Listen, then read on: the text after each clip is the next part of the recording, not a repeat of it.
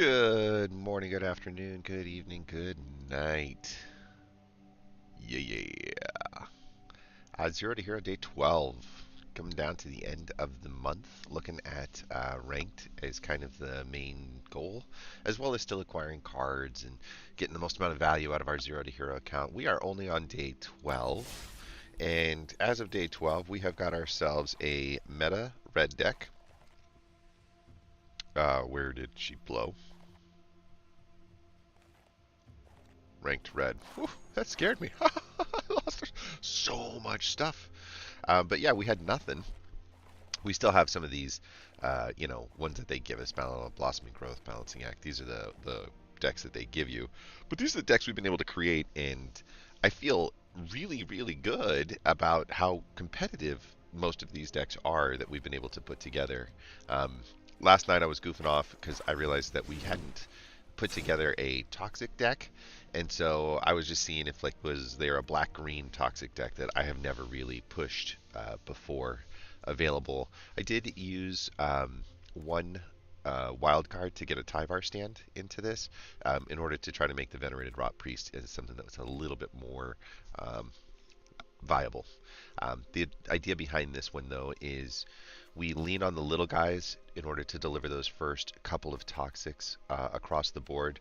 We use stuff like the Communion with the Flyer or the Communion on the Rat, which proliferates and then comes back if we've got the Communion. All is kind of tricks of the trade to get through step 1 and step 2. If we can keep our Venerated Rot Priest on the ground by using like safety spells like the Tyvar Stand, all the better. But it's okay if we don't.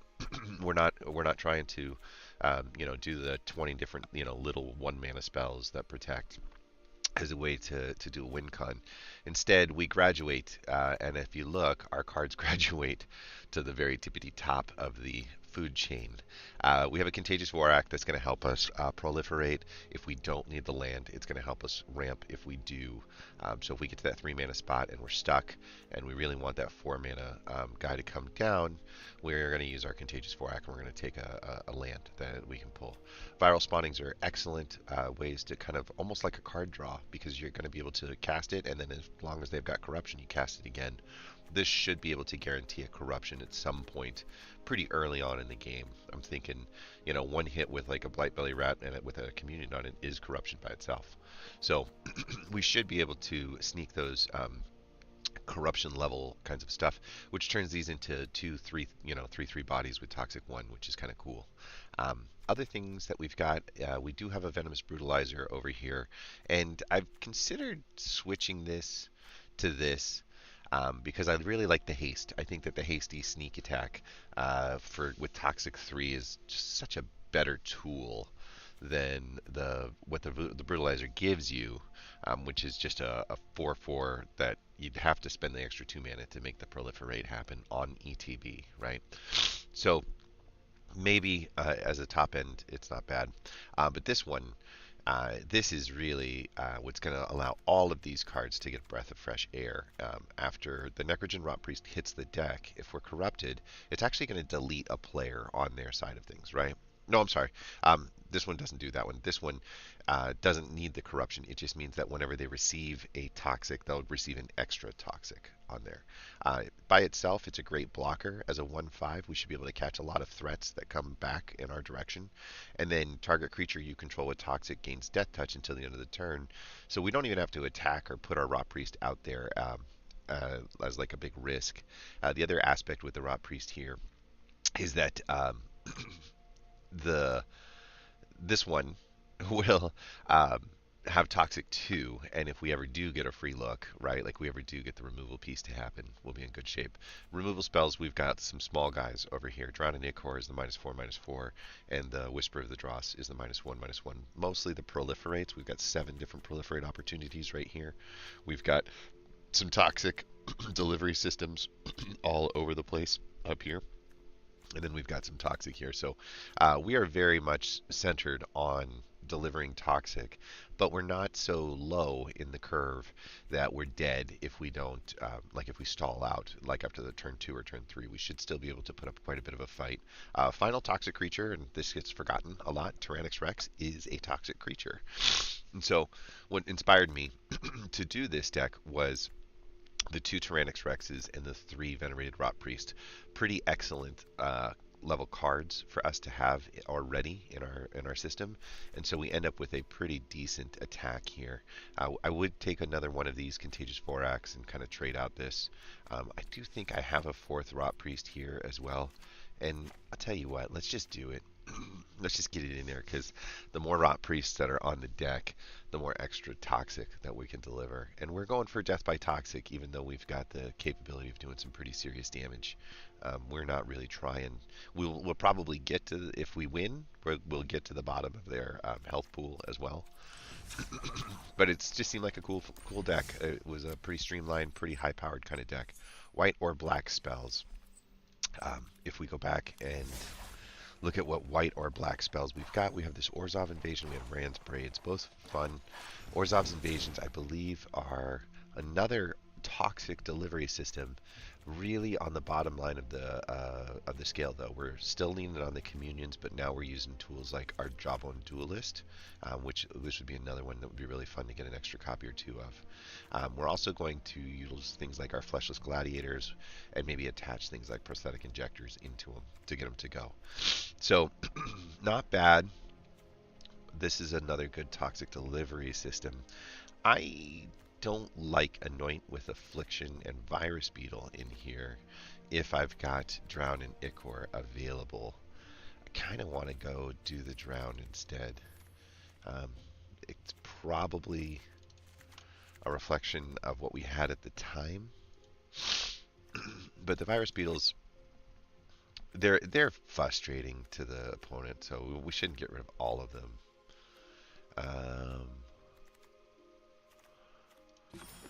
2.1 with 20 lands.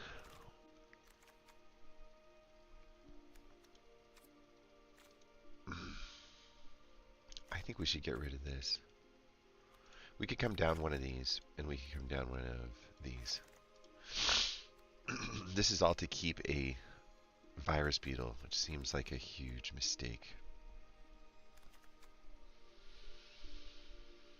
We'll find out. Let's give it a shot. I say a huge mistake. It just, we've got a little bit of removal here, not a lot of removal, and we can lose one Virus Beetle, and we can get the other removal piece back. We could sacrifice our own creatures with removal spells over here. We could get the Proliferate piece to kick in with the -1/-1 Whispers of the Dross. We could, oh, you know what? This is the card that we want to remove, not this one.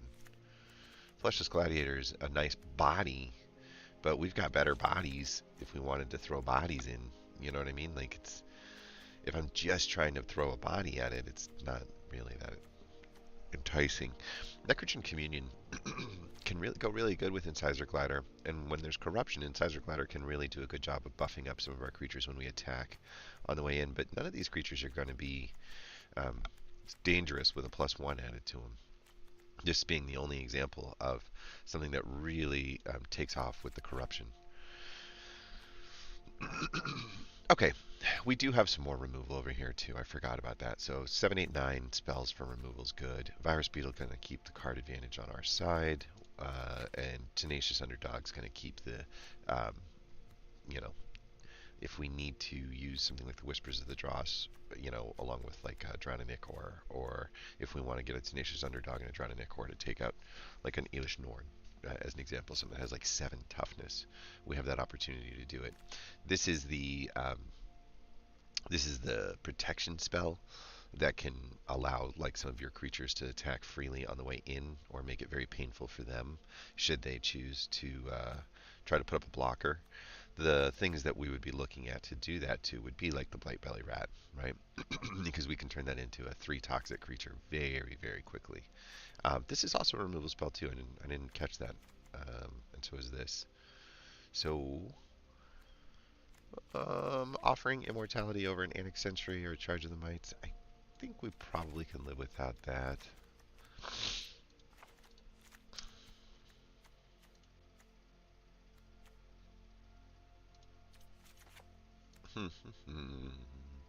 Let's see. Okay, this is another toxic strategy deck. After I just got done saying I didn't see any toxic strategy decks. Sorry. Um, but it's in the black and it's in the white, and our dahlias cast black or white spells. So we're going to be on brand. We're going to get it done. Let's check it out.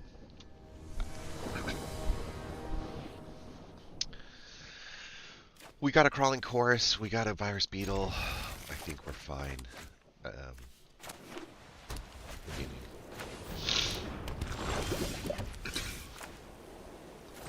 It's okay. That'll keep him from attacking here. Unfortunately, we don't have a fast land. Yeah, this is gonna suck. Let's go.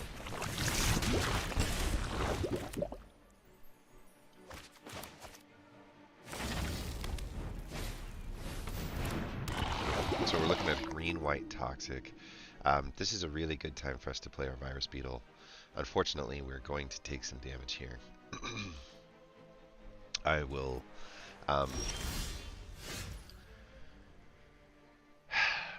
He's just going to boost up the damage. I'm not as concerned about that. I think I would rather take the card out of their hand more than anything.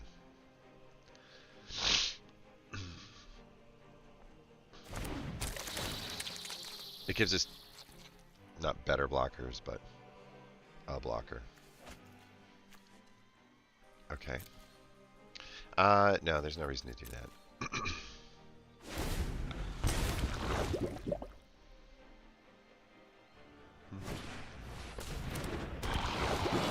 That's a problem. Okay, this just got insane. Like, insane, out of control. Nothing but rare cards, not all across the board. Just, phew. Right. Yeah. I don't have a toxic piece on me, do I? Yeah, no reason to do that. I can have it.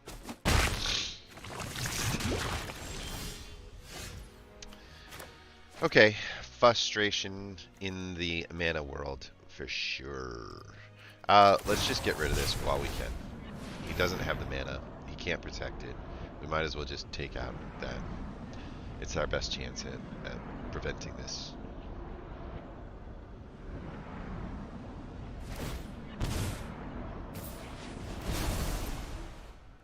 Yeah, I think we're dead. Well, we're not going to concede. But it's pretty much over at this moment because, unfortunately, we don't have mana to cast any card in our hand. So we've got 7 cards and they can't go anywhere. He's played everything in his hand. Like, the unfairness.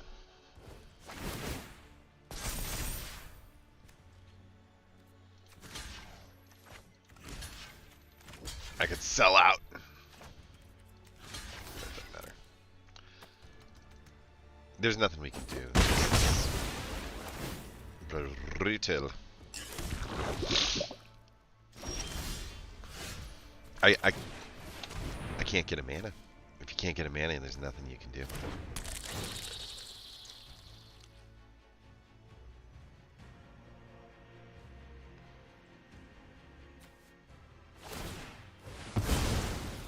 He really wants that card. He really likes that card, whatever that card is. Alright, we're not going to survive another crackback. We're not going to have another piece of mana to spend to get another card on the deck. So the only thing we'd be doing is letting him play some kind of, you know, Plague Nurse or something like that that really boosts up the amount of toxic that's going to get delivered down our throats. That was pretty horrible. That deck did not perform at all. In all fairness, the other guy had a perfect curve with really, really solid cards. We don't have a Skrelv. We don't have a Skrelv's Hive. Never mind 2 Skrelv's Hives, a Rot Priest, a Skrelv. Like, we faced a lot of it in the first few hands. At least we've got the mana this time. I think there's an opportunity for us to survive. I can't, don't, no promises here. No promises. Alright, black, white, starting to feel better already. He's hitting us with 2, and we're hitting him with 2. The health gain that he gets from his 2 uh, don't really don't really worry us too much because of the fact that like we're not running that, so we say no blocks.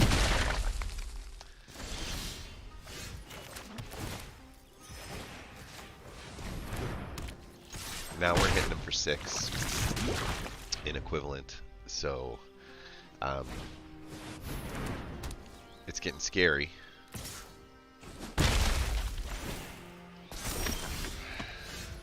We could put up a couple blockers. We could take out one of his guys. I don't see the removal piece yet, but there's nothing negative about playing this card and one more. So I think we just all attack. And then I think that we offer up some blockers.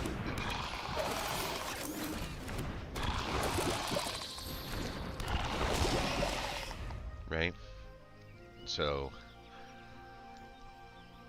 this is what low and aggressive looks like. It looks like a lot of cards at the same time hit the deck. Your hand getting tiny, tiny, tiny, but you're picking the right moment to make that play. This is good. We knew that that was going to happen, so we would much rather that happen there than anywhere else. Next piece that we would look at is how do we deliver Toxic as best as possible. And I do think that we are going to remove this one, submit, and we are going to hold back the offer immortality because everyone's going to get a buff here, and so there's no reason to worry about it. That's fine. It's just a way to keep the Toxic down. The Singer is a good example of a creature card. All right, all right.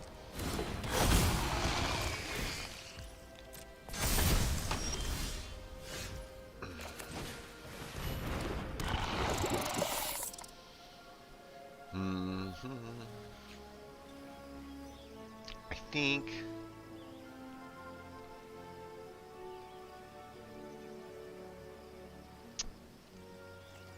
think I'm still going to all attack. Something's going to take some damage, but he really can't.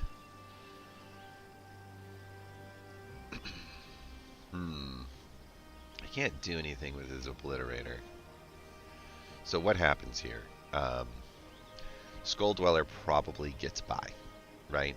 Crawling Course trades, and Incisor Glider touches Phyrexian Vindicator for 1, and we get a crackback of 1 damage to take out Skull Dweller after the fact. That's fine by me, because we can just let Brightbelly Router, Vraska's Fall finish the game. So I think we do the whole thing. We accept the fact that we're gonna get a hit.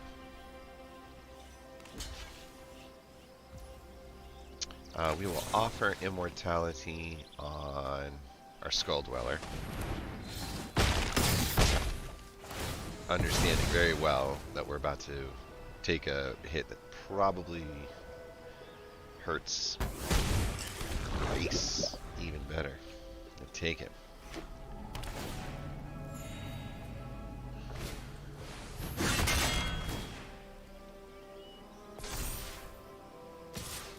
Okay with that.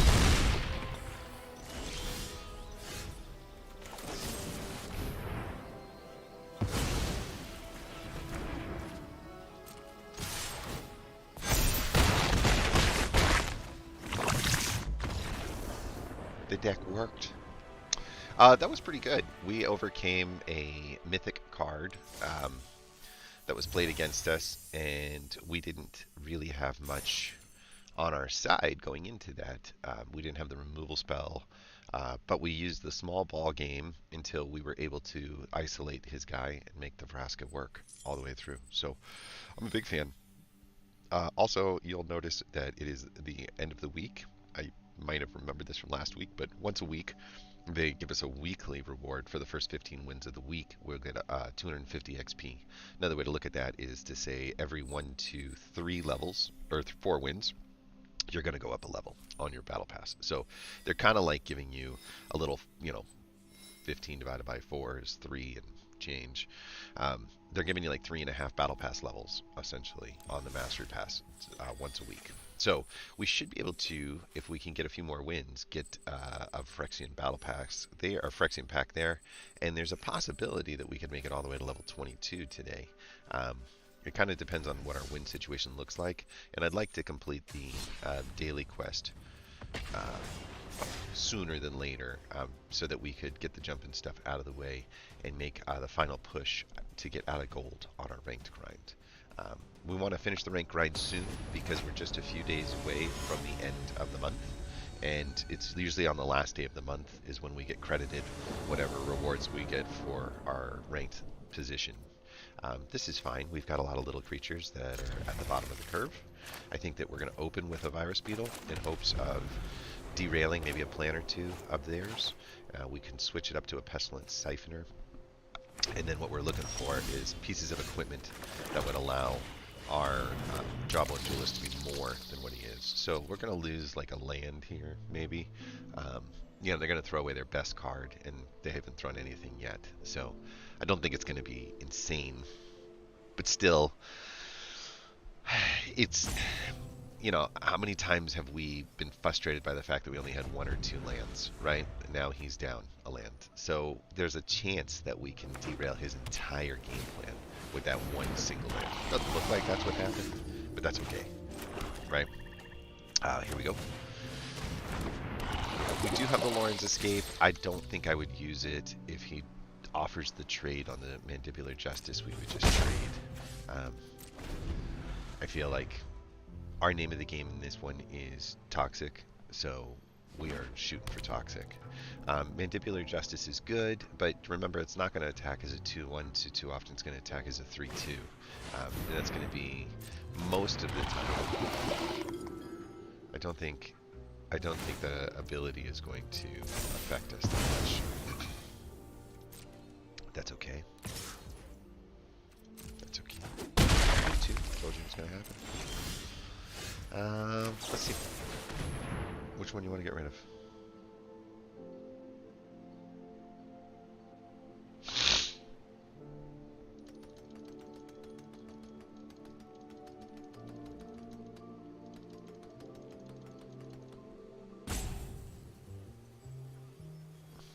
That's what I thought. He's got a plan. He's got a plan, and he didn't want to lose it.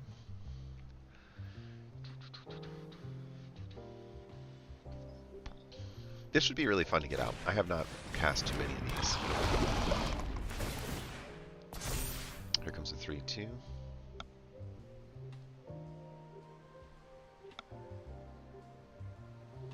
I'm expecting a lot more of these.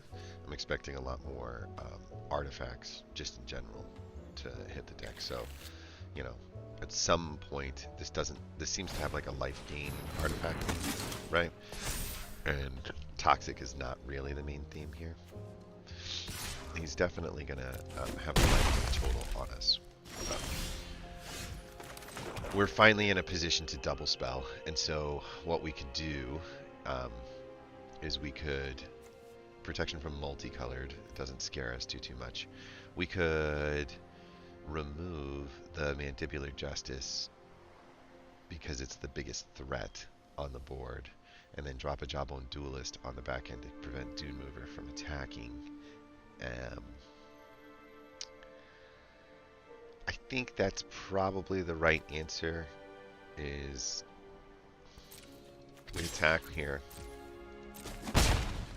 we throw here, hold back the Internal Grasp to see if maybe we can get more value out of it, right? Because it is instant speed, so we can go all the way to the end of this turn. So just when he's about to attack, we can zoop, say no, no, no, no, no.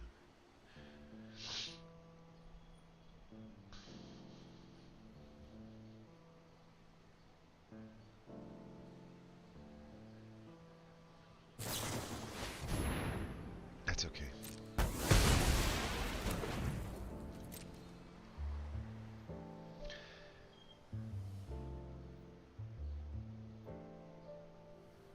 We just need the third hit, and then Apostle Invasion comes out. I don't see any reason why we would do this.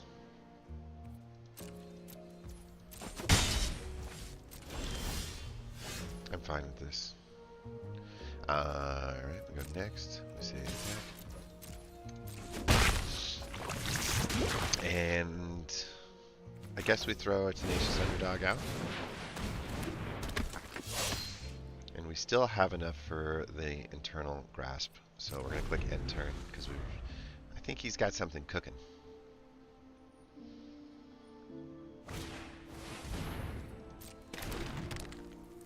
Tubular gets bigger.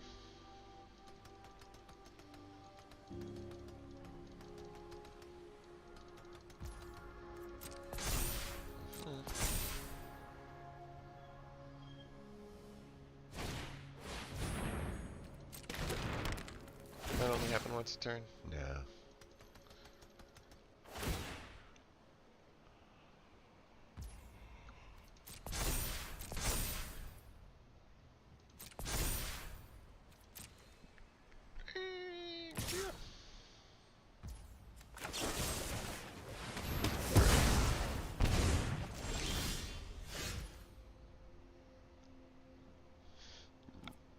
I think we all attack, and we will probably Lauren's escape our Tenacious Underdog when they get matched up with the Dune Mover, in hopes of we'll lose the Virus Beetle, but or we won't lose anything. That happens too. Crawling Chorus can come back as a chump blocker. Maybe take out Dune Mover if they decide to roll through. Otherwise, we're just taking 1 damage, which I'm totally fine with. They got 1 card left. What's it going to be? This has actually been a fun game. Feels like a return to a more innocent time. Don't put him on there. Yeah, thank you. That's better. Good on you. Yeah. Alright, so we're just chump blocking with Crawling Course on one of these 2 bodies.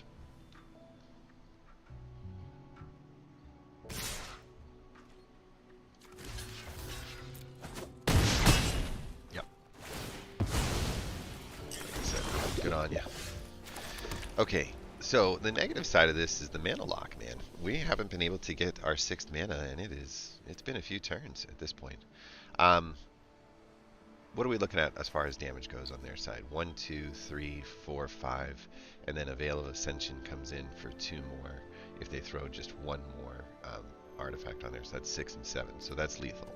So we can't go willy-nilly into this. I do think that we should consider attacking with just 3, I think. Although we're not close to winning, so I don't know, man. Let's just do 1. And let's see on this crackback where our attack would be best. I have a feeling that we're going to end up needing to Lauren's escape out like a Tenacious Underdog or something. And so we're just going to chump block with the Virus Beetle.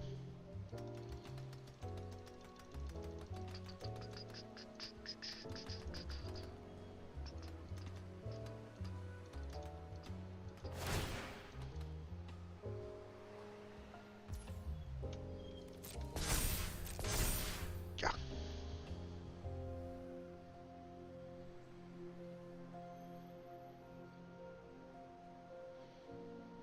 You know what I would do? If they attack with just the Spectrum Sentinel, I would let the Mites come in, and I would double block the Spectrum Sentinel and use the Lauren's Escape on the Tenacious Underdog.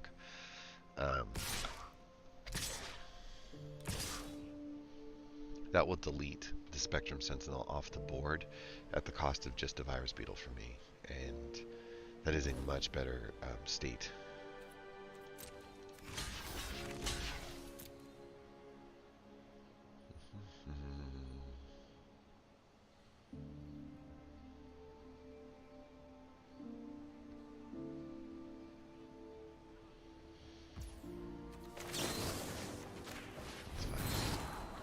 Yeah, we need that.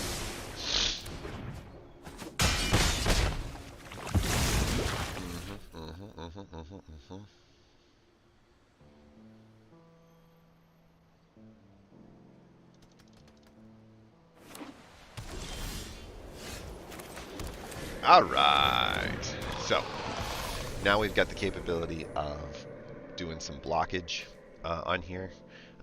We're still probably going to attack with just this one because the only thing that can block it would die if it did. So we'll do this.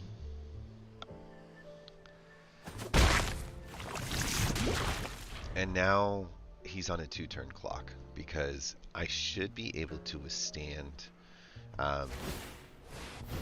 one hit from most of these things. I would certainly take a Dune Mover trade with the Tenacious Underdog. I've got the mana to bring the Tenacious Underdog right back the next turn. Draws another card. This is exactly when the Tenacious Underdog is at its strength, at its best. I just knew that I needed to get my Impossible Invasion out on the deck if I wanted to threaten any kind of response or crackback to what's happening here. That is pretty smart because that will make my life difficult.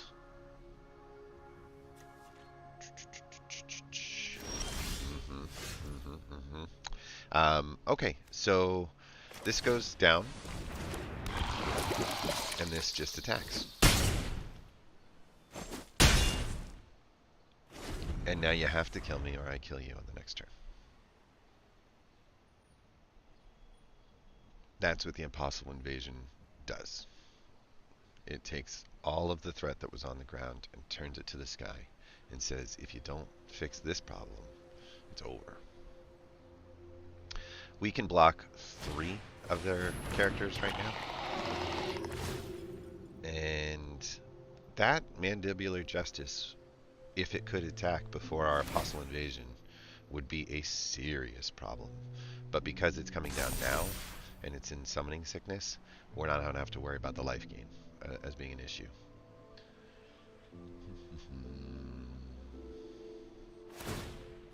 So he's got a total of 4 damage coming our way. If we can block these 2 mites that are both 2/2s, right?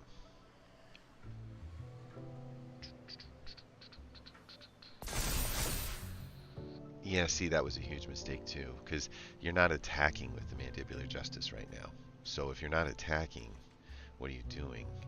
Tenacious Underdog trades, right? Trades, chumps, kills, 3 gets by. Fine with that.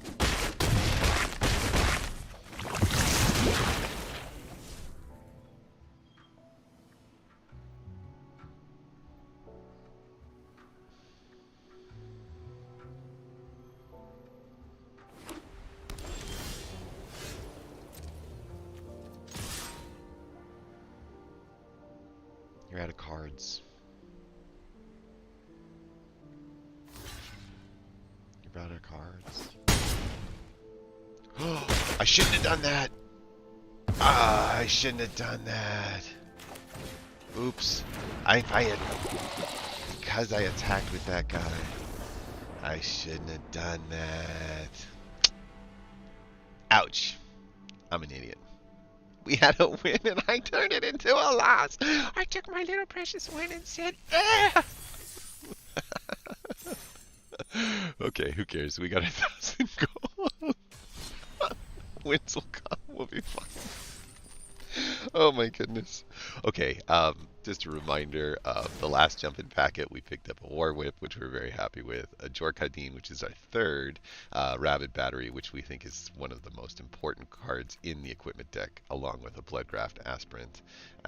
Some of these are really good. This is a really fun thing to use. It doesn't always work in your favor, but for when it does, it really works in your favor. And then we also picked up a copy of the Lizard Blades. So we ended up with, about 4 of the, what I would say, 8 mandatory pieces to make an equipment deck. Just in one jump in, which I thought was really, really solid. So if we see another one of these Hex Gold ones, I think we take it in the hopes of getting farther down that road. We have seen Oily so many times. I mean, we could have had like 7 forges by now, which is just kind of fun. Unfortunately, that's not the. I mean, we took advantage of it. I shouldn't say unfortunately. I said fortunately. We've made quite a few decks with that. Complete is the white toxic might group, in which case we can grab ourselves a wellspring. Which, whenever a creature you control dies, you get to put an oil counter on the wellspring, and then you get to remove two of them, and in order to draw a card. Or you can get an Elish Norn, which is one of the Phyrexian Praetors. She's the one that you see on the picture all the time, and it basically doubles the enter the battlefield effects while negating the other sides. The other aspect of this, by the way, complete isn't bad, especially if you're trying to acquire Phyrexia All Will Be One cards. There are so many really solid white toxic cards in this deck that it's hard for me to say no to this. I also think we only have like one Annex Sentry, the card that you see here on the cover. And so if that's the case, yeah, we should really pay attention to that. Black Market Tycoon is the treasure guy. I do like Treasure, the Professional Facebreaker, which is the other treasure rare that you could get. It's about a 50-50 shot when they're both rares that are in there. So we could take a 50-50 shot at a card that will be useful down the road, especially in red. There's some red ramp strategies that you can do where the Facebreaker really allows you to like treasure up pretty quick. But this has got a better chance, especially in these little toxic decks that we were been goofing off and playing with. This has got a better chance at giving us a little bit more useful tools to our trade. Okay, look at this. Look at this. Some new ones. Onslaught is one that I don't recall off the top of my head, but it comes with a Raven Man or a Liliana of the Veil. Wow. Both cards good. Liliana, great. So we got to give that a shot. There's a Phyrexian theme in this pack as well. Almost impossible that I'm not taking a roll at trying to get my hands on a Liliana. Other thing here is another monster manual or a Lucamina Moon Druid, which is a specialized kind of card. If you control 6 or more lands when she enters the battlefield, seek a land card with a basic land type. I don't. Yeah, I mean, I don't know. Double Team is goofy. This is the one when older Raven Guard is our guy, and when he enters the battlefield, another target creature you control gains double team until the end, which basically means you get a copy of that card put back into your hand that you can cast again, and then they both lose the ability to be double teamed again. So, okay, it's a card that replaces itself with itself. This is basically how you want to say it. Look at with Onslaught. Hold your breath. Liliana, Liliana, Liliana, no whammies, Liliana, Liliana, Liliana, and I don't see a Liliana. It's gonna be okay. It's gonna be fine. We got a Raven Man. We've got a Cut Down, which is an extremely important removal spell. Very, very good. We picked up that second Jawbone of Duelist, which was one of the things we were desperately looking for, as well as a Duelist of Deep Faith. I don't think we had one of those. We did pick up Norn's Wellspring, but we also picked up an Ossification, which is super good. This thing can target Planeswalkers, guys. Planeswalkers. Get out of here. Battle Raid's Blessing. Target creature gains Death Touch and Indestructible. We've seen that before. That's actually the same instant card that we were looking at before. Bone Collar Cleric. I'm not familiar with these cards. When it dies, you draw a card and lose a life. This one we definitely needed. We like these. We like these. This one sends another top creature up into the air for a flying one-time shot with a +1/+1. Can be a really neat way to sneak in some damage. Can be like a win con at the end, to be honest. A lot of people use it in the beginning to help get that first toxic over the board.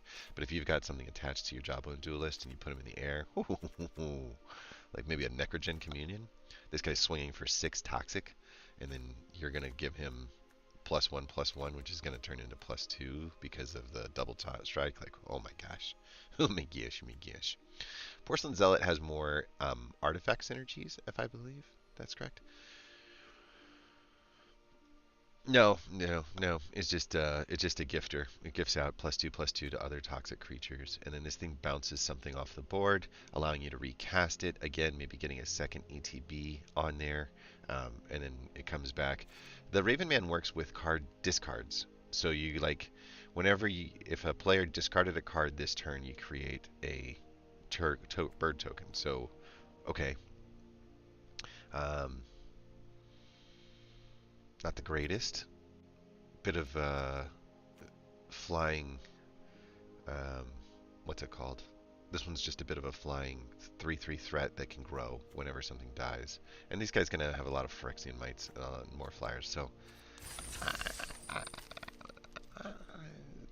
the deck doesn't feel great, but I said that on the last deck, and we owned.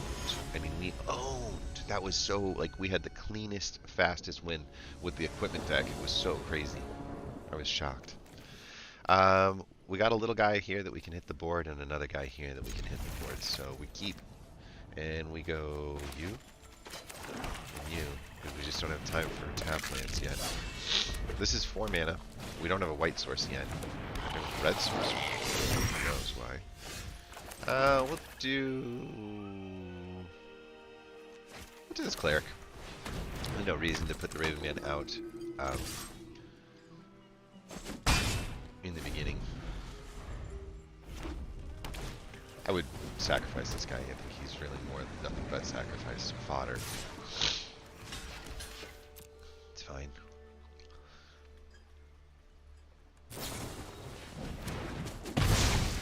Like I said, 'tis fine. If I can get you spending your stuff on that, I'll feel very happy.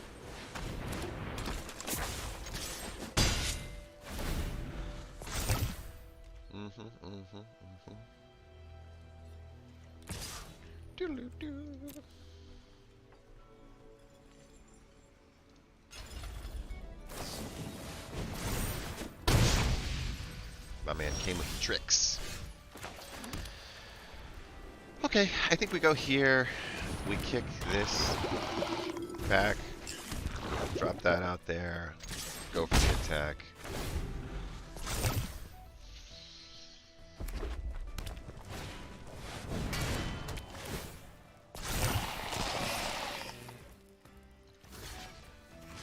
He's out of mana. He's out of tricks. Yeah.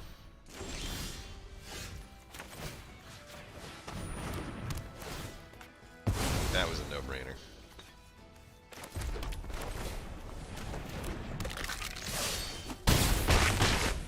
Maybe he survives long enough.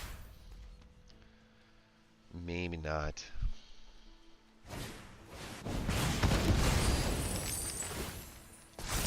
I know rarity-wise that looked like the right move, but I don't think so.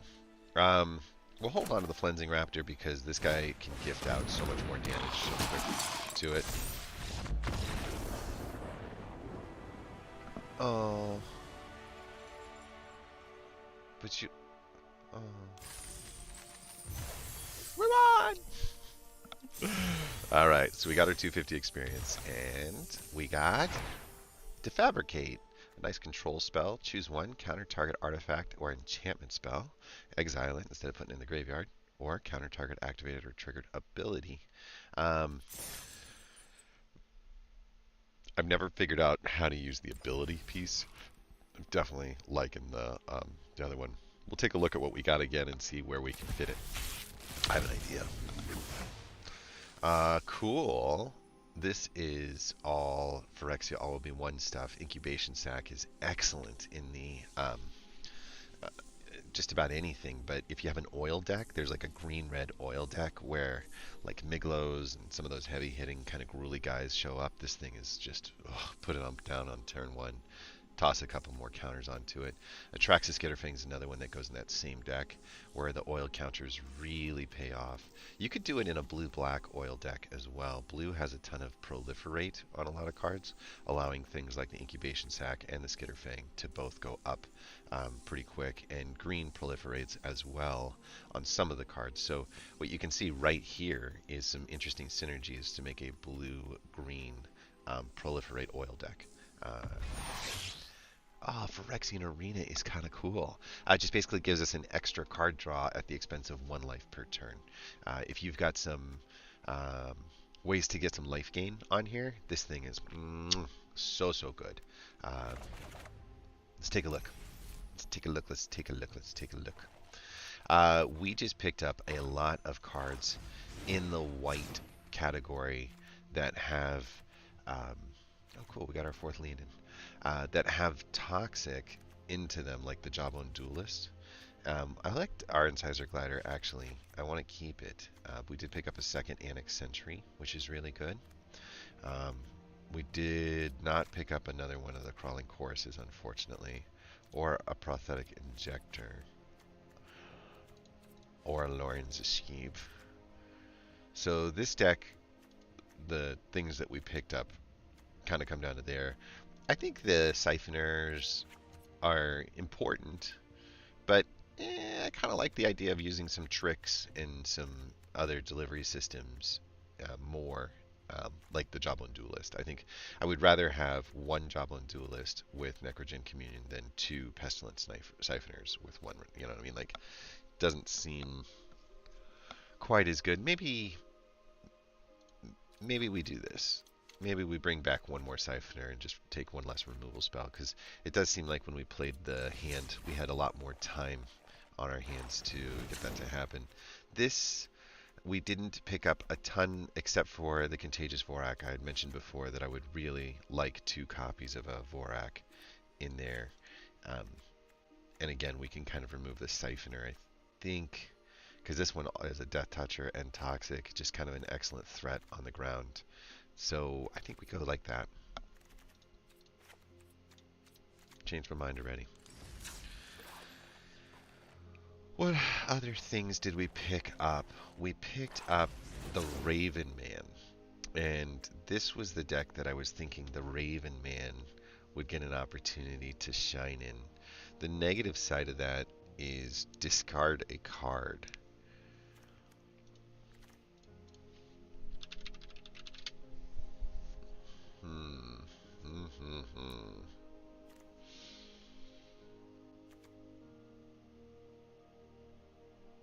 You may sacrifice a creature, and if you do, each opponent discards a card.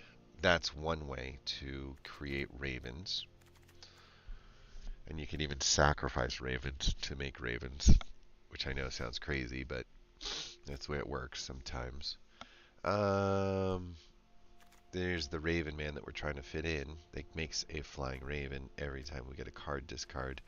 Shoving him into this deck just may not be. Each opponent sacrifices a creature unless they discard a card. This is pretty cool and painful. Maybe more painful than this. What does this guy do again?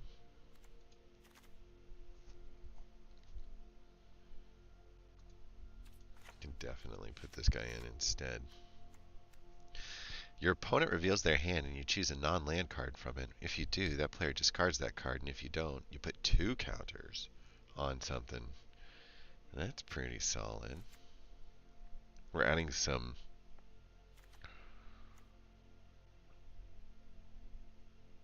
discard capability to our things be dying.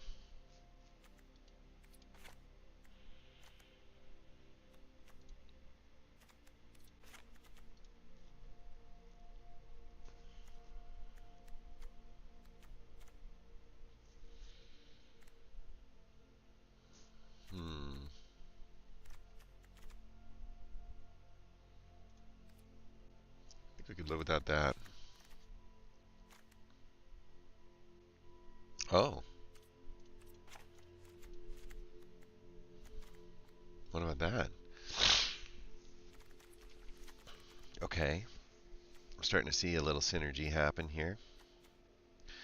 The goal is to make the ravens and then kill the ravens, right?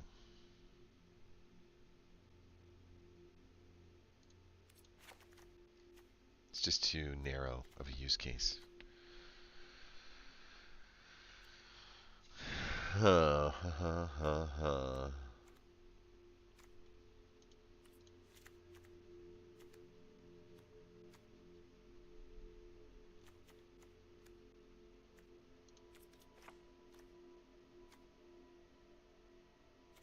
have another ossification too, but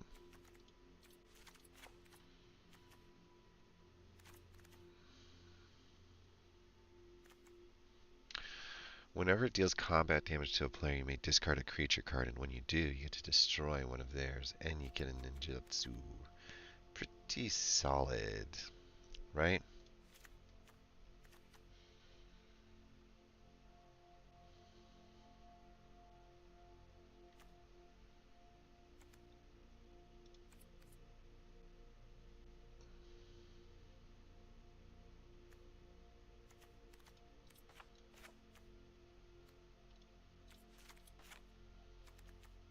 Okay. So here's what we've done to give you an idea.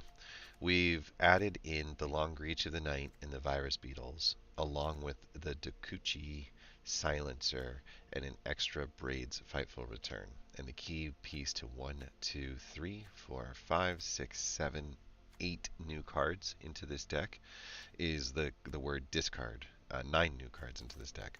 We've added the word discard all over the place in hopes that we can get 2 discards to trigger the Raven Man to make 2 Ravens. We can get a discard off of this in order to make the Raven Man get a little bit better. We also can use the Braids to return a target creature from the graveyard to our hand, which could be the Virus Beetle, which also, when it ETBs, discards. So we could get maybe multiple discard functions off of one Virus Beetle. And then finally, the Dokuchi Silencer allows us to take a card, like a creature card that's in our hand, discard it, which we might end up discarding like a Vran because of the legendary piece. But when he hits it, we get to discard and we get to essentially delete something off their side of the board. So removal. There's some removal built into this as well as discard, which is ideal.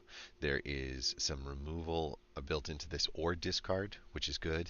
And then there's also an opportunity for us to do a discard or an opportunity for us to buff something that's on the board to becoming a much more bigger threat. I'm looking at you, Titan or Necrosquito. But the point is, what we're gaining on all of these discard functions, assuming that there's like 1, 2, 3, 4, 5, 6, 7, 8, 9, maybe 9 discards. If we have a Raven Man sitting on the deck, ready to go, that's 9 1/1s that are perfect for Braids, sacrifices, Vrans, triggers to go off, Necrogen communions to turn them into flying threats with the toxic side of things. There's just so many things Necrosquito gets a chance to bump.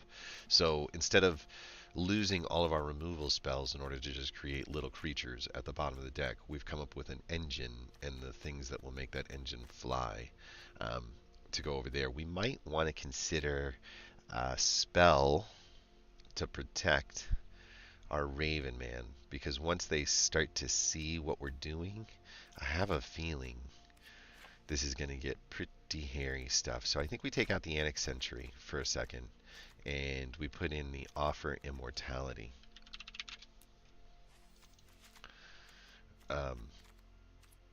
In hopes, by the way, what are we at on the land count? 24, and we're at 2.6. I definitely think that we can bring back that Annex Sentry.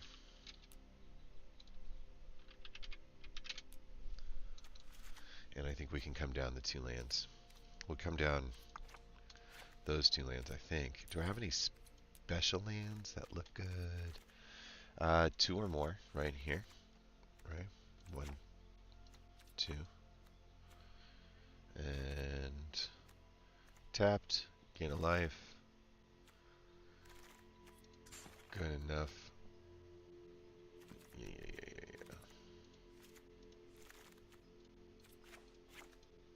Better. Cool.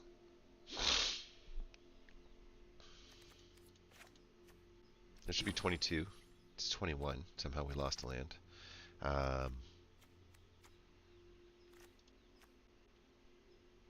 I'm okay with that. We're running 21. We're very, very low on the curve over here. It's a true 2.7, but I think we run it with 21 just because of so many opportunities down here. And Kaya will get there if we end up getting there. Gix Gix's command is probably the thing that we're trying to get to the most, but the Defiler of Flesh, I'm sorry, should help us get to the Gix's command more often, a little quicker. And it should actually help us get to the Kaya a little bit better too, because that extra pip means that we come down to, looks like 6 on there, 6 and 2 life, and we can get back the 3 life on the plus. So I think let's give it a shot. We haven't played this deck in a while, and I think that there's a really unique synergy that exists in the sacrifice world that's just underutilized. I'm not sure that we want to just necessarily run into ranked with it, but we can try.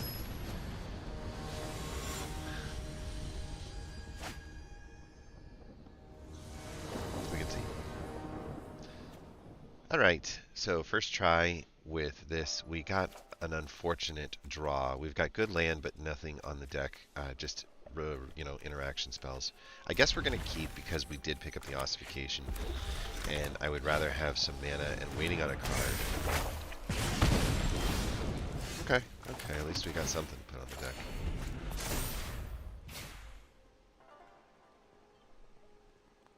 If he throws the priest, I will ossify it. Yeah, the Swift Spear. Yep. The monk, I should say. We'll definitely ossify that. We'll take a bit of damage here, 2 or 3.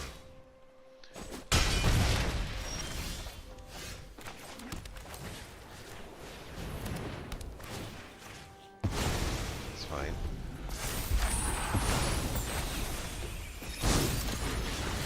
Maybe another 5 damage, depends on what they do here.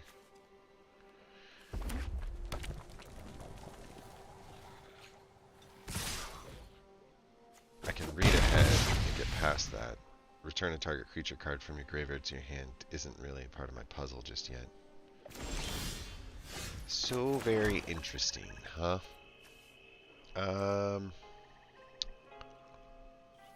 I think we just slow the damage down, right? Just slow it down, excited boy.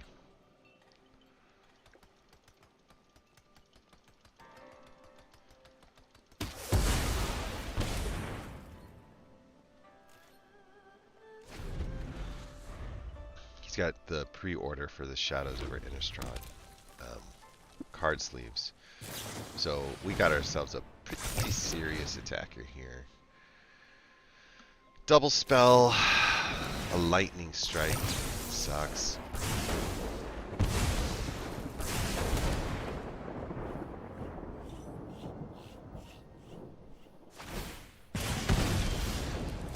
Okay. Raven Man's not going to be enough by itself, and Sawblade, I don't know. I don't know. I think that missing the land there and missing the ability to double spell here really hurts. There's going to be something hasty that comes down. Whatever we cast is going to trade the Scamp. The Scamp's going to do that extra damage across the finish line. So, unfortunately, I think that we're better off negating what happens there. I just saw something weird, but they're all still there? Where's the Scamp?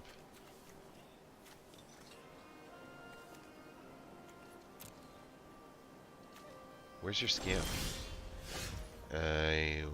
Is there a cheat? His Scamp acted like it got exiled, but this doesn't exile things.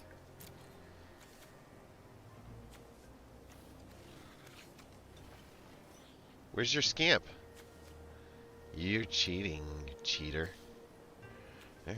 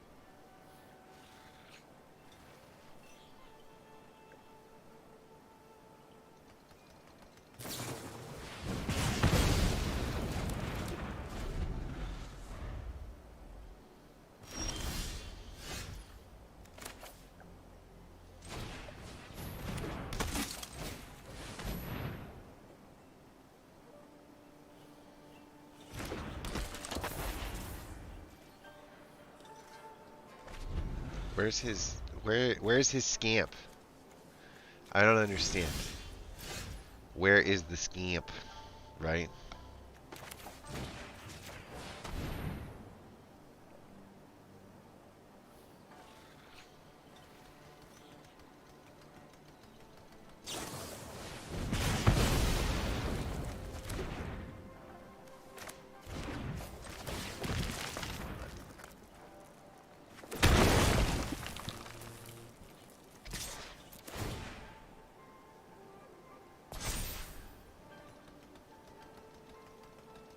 I want to see.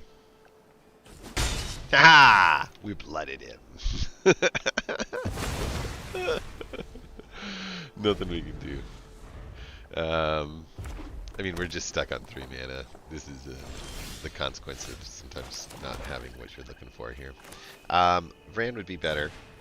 We would certainly like to see something on the discard side of things. It says I can sacrifice a creature, but I don't know.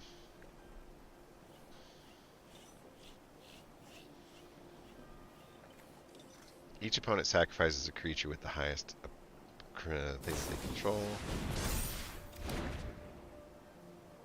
Okay.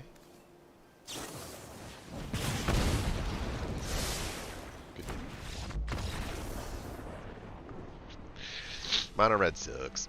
I mean, it's just hard if you don't hit the deck with the perfect draw and go up against mono red. You're probably just dead right off the bat, and that's the negative side of things. It would have been nice if we could have stabilized, but he did a lot of removal, and he cheated. I don't know what the exploit on the cheat was, but I think he knew he got caught because he slowed down a lot on there. Blazing Crescendo on our character that wasn't attacking was a pretty genius move. I'll give it to him. That was actually pretty cool. We'll keep it. We are on the play. We should be able to get a creature down this time. Oh my god, we've already drawn so much more land. It's crazy. Oh my god, oh my god. You may sacrifice a creature, and if you do, each opponent discards a card. That's not going to play out too well. Part of me thinks that this Braid's Frightful Return, step 1, just isn't going to come into play too often. Ossification. It's fine.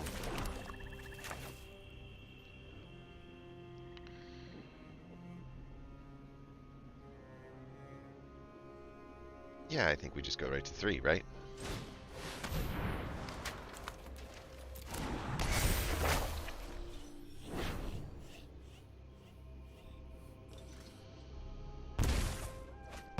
Yeah.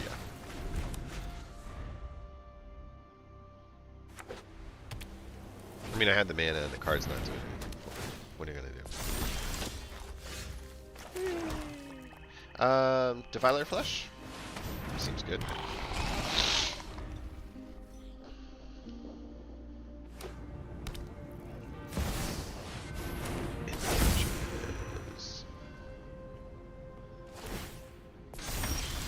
Can Ossification hit anything besides a creature? And the answer is unfortunately no. But this guy can put some lifelink on one and removal on the other. So the question is, if I do it now, yeah, because otherwise the wedding announcements are just going to come up, right?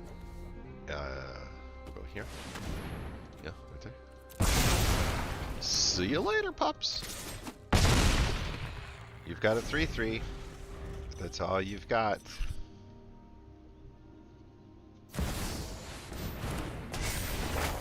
Create a 1. There's that 3/3. The monk is a mana dork and a little annoying, but nothing scary. The ossification allows us to get the monk just gone, so we don't even have to worry about it coming back, which is really solid. And then the virus beetle is going to truly make life difficult for opponent, because he's going to have to give up a card right now that he does not want to give up.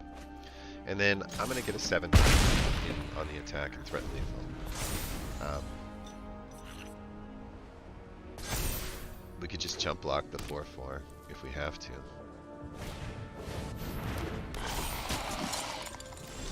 Yeah, that didn't work out too well, and now we can cast Kaya for 1, 2, 3, 4, 5, 6. So we're just one shy on the Kaya, which means she comes down pretty strong. Um, Exile a target creature or enchantment, and if it wasn't an aura, you get to create a copy of that, except it's a 1/1 spirit. So what do we want to get rid of this? I think so. So we go with Kaya. We do the Defiler of Flesh opportunity here. Target a creature. Whenever you cast a creature, it gets +1. We can go here. That seems fine. We're going to go here and exile a target creature. If it wasn't an aura, you get to create a copy. That's a token of it. Just get rid of that thing before we use it. Right? I mean, it just seems crazy not to. I don't know. I don't know about this attack. I think we say no on the attack. Um,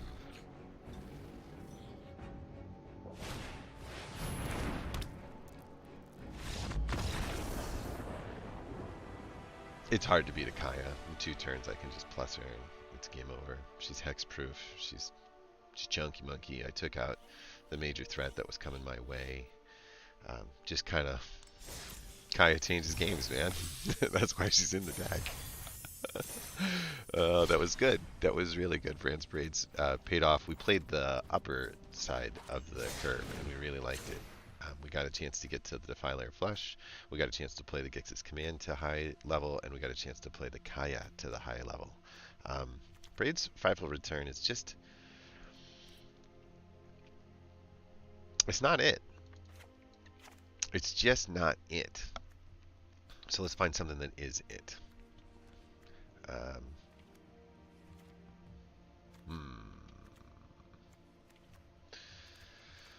Dreams of Steel and Oil allow you to pull out an artifact or a creature card out of their hand, which can definitely derail their plans. You can keep them, you know, a lot of times you look at your brand new hand and you're like, I got a 2-drop, I'll be okay. And then it's gone. Like, and you're like, whoa, now I'm not okay. Kind of cool. I do think that this deck suffers from something in the 3-drop slot, though. So what you want to do is, if you're looking for something specific in the 3-drop slot, specifically maybe a creature in there, and we'll look and see what the options look like. So an enabled toxic creature isn't the greatest.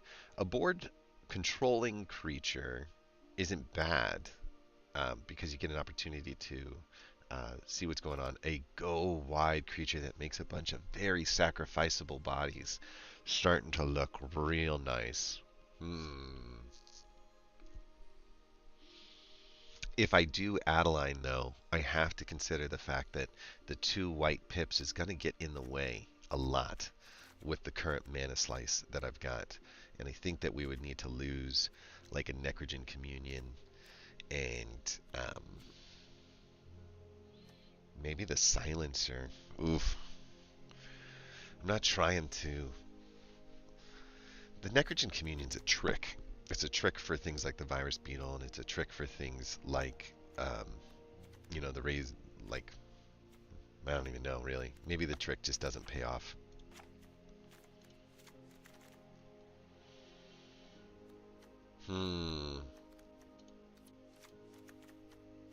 This feels smarter, because now we've got 23 lands, but we've got so many more bodies on the deck to really like lean into some of these sacrifice a creature kinds of stuff. Ooh, yeah. Yeah.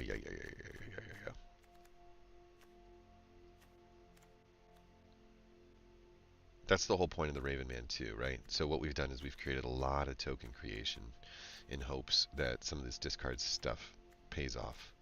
Hasn't yet. It could soon. Necrasquito. Other bodies in the 3-mana spot, not really anything that I would say gotta have. This is kind of cool. It sort of fits with discard when you do the reveals a hand and you choose a non-land card from it, and then you just exile that card. You don't get a chance to discard that card. This one, when it enters the battlefield, you get to draw a card if a creature died this turn. Otherwise, you have to sacrifice a creature. This one gets to draw 2 cards when you sacrifice a creature. That one mills 3 cards. Nothing. This one draws cards. It's kind of a nice defender. Artifacts and enchantments. When it enters the battlefield, you draw a card and lose a life. Nothing crazy in the black-white category over here. This is the closest I've got, which is sacrifice another creature, and you get to put a +1 counter on each creature you control. I actually do think that that plays off. This is a nice enabler for sacrificing. It's just 2 mana, and he hands out +1/+1s.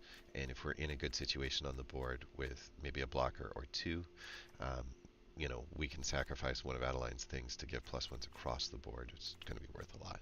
So let's go. Save and exit. Yeah.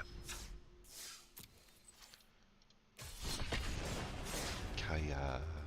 So one thing I would say is that we're starting to see some better, how do I describe it, opponents. Like, the opponents seem to have collections of cards that start to look like they're synergizing and working together. We're seeing less and less of the intro decks, right, like the go wide, green-white human deck, and we're seeing more and more of like this artifact synergy deck, or you know, like the way we're building decks, where we've got kind of like a signpost idea of what we're trying to accomplish, and we've got these rare cards that we're, you know, sticking in there, but they're not just rare to stick in there, they're rare to stick in there and accomplish the same goal. All of that is really solid. So Razor Lash is going to come out first in hopes of gathering in something that will help us recontrol the board and keep Razor Lash alive on its attack cycle. Reckoner Shakedown is another option that we could really boost up our Razor Slash. I mean, this thing's a 3/1. Can you imagine it as a 5/3 on turn 3? That's pretty awesome. 5/3 with a flashback. So, we're not doing anything on turn 1, so let's cast the tap land. That way we can get the most amount of value out of each card without having to be so overly concerned about it. That certainly opens up the Reckoner Shakedown or the Annex Sentry, and the response is going to be based off of what they do, right? So we throw our Razor Lash out there. Probably going to be looking at getting a blocked here, but we can see. Or just killed, that's fine, actually. It sounds crazy, but in a weird way, we're okay with that. I held off on casting the Annex Sentry just because he's green, and so I'm expecting this kind of thing, something difficult to deal with, right? And if I've got something difficult on the board to deal with, the Annex Sentry is good at dealing with difficult things. Annex Sentry is currently exposed right now to another, like Vraska Fall on there, and that would get him back to Ichor Spit, and it would be rough on us, but it buys us the turn. Like, there's nothing impossible about it. This thing needs,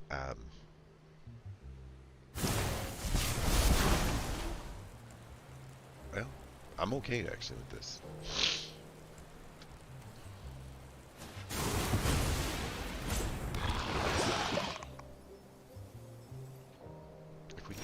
Land. We didn't get the land, but I don't hate this. He can still attack in without having to worry about Ichor Spit being a problem.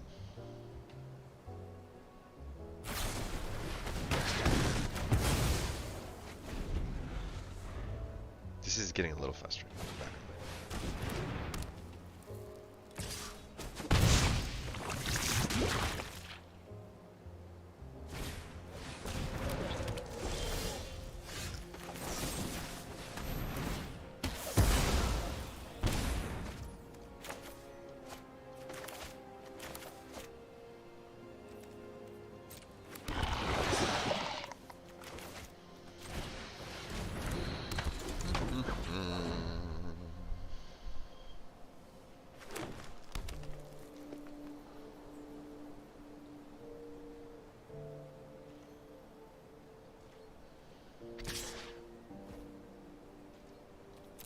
fine. It's not ideal, but it's fine.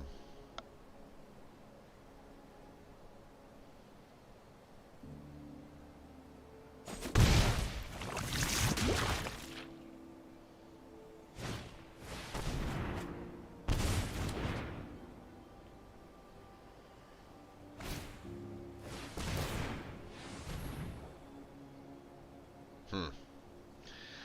I don't think we can win now. It's just because we lost every single one of those exchanges. They all went against us. And that's good on him.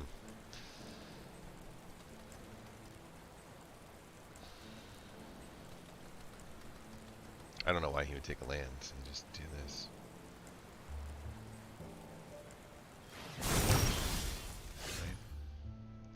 Right. Long Reach of the Night.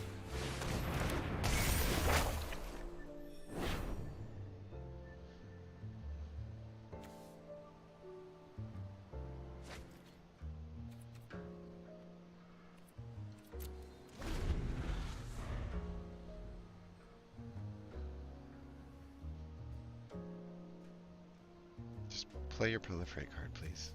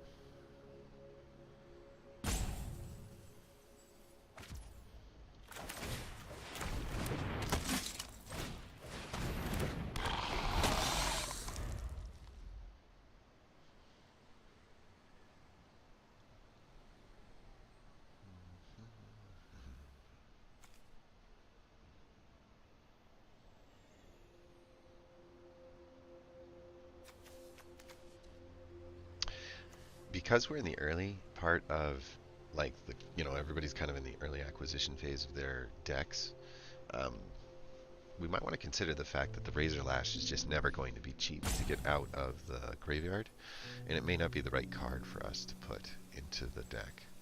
I'm not sure what he's thinking about. He's not in any risk at this point right here.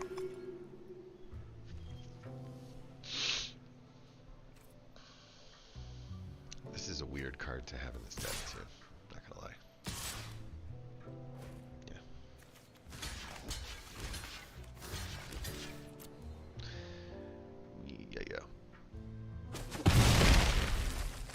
I'm not so sure what would fix all of this.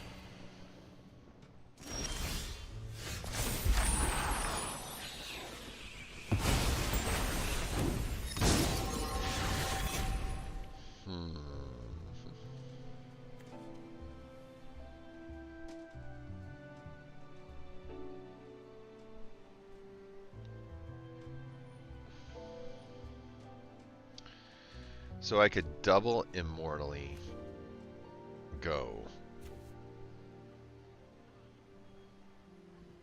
I think I have to put the body on the deck.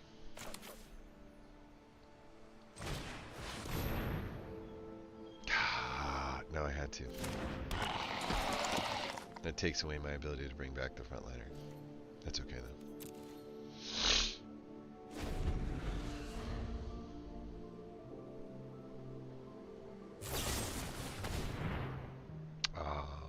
Good game.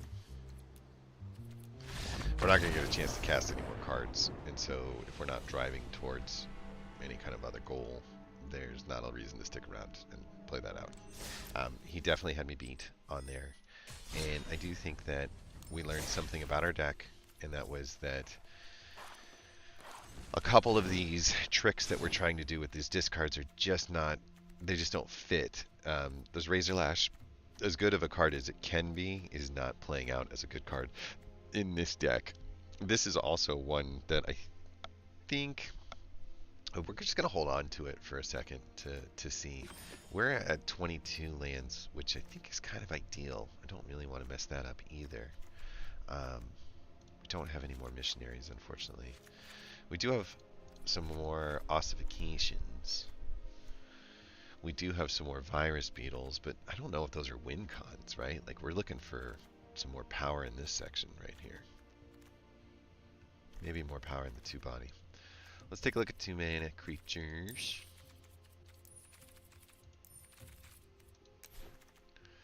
And see who's strong, right? MTGA is pretty strong if we've got a lot of artifacts and enchantments, which we don't.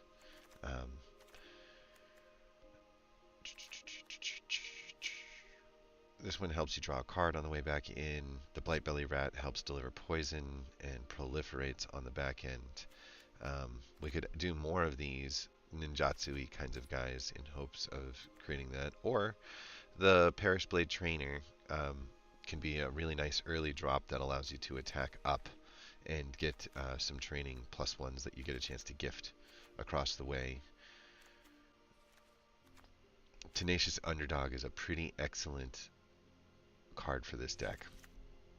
The reason being is that we don't care if it dies, and in fact we can even set it up to guarantee that it dies, and that dying guarantee, I don't think we need this, that dying guarantee is going to help create more triggers with Vrans, with, you know, we get a card draw on the way back in. It'll help boost our Adeline on the attack that's unexpected on the way out. It'll help boost our Necrosquito. I like that. I mean, this is the other option. It's a 2/1 vampire that creates a blood token. We could sacrifice the blood token. No. But I don't understand. How am I supposed to do that? Let's put her in for a second. Find her. And then right click. So you get to sacrifice this artifact, and that definitely counts as sacrificing a permanent. This one's only when creatures die, and this one is when another creature gets permanent sacrifice. So I don't think she fits now that I look at it.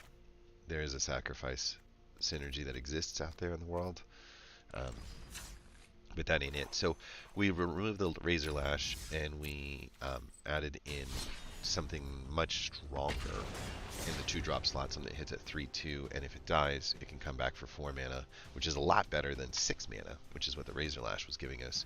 Hits the same, has a little bit more toughness on the 2 category, so mites can't kill it, can block on the return. When it dies, it draws a card. There's just a lot more value that we're finding in that kind of vehicle. We're going to mulligan that hand just because we didn't have the right mana to put anything on the board, and on this one we do. So we're keeping this, and we're going to remove the immortality. Keep we probably messed that up, but I would rather be one step behind here. She's an excellent blocker for cards like the Evolving Adaptive. It's probably going to get a plus on the way in here, and so I'd rather have her on time than the opposite. Now you can see why. Probably going to remove our Evolving Adaptive. Just too scary.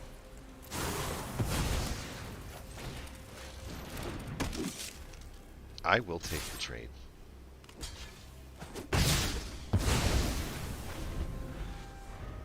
We're hoping for one more land in an attempt to throw a Defiler.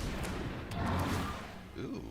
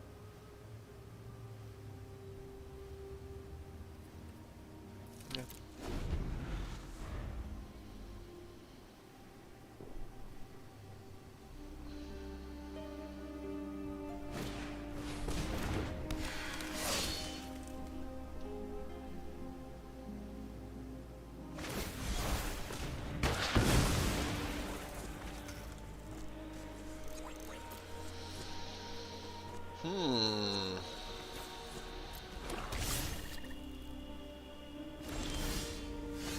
I'm not sure that was a winning strategy for you. I'm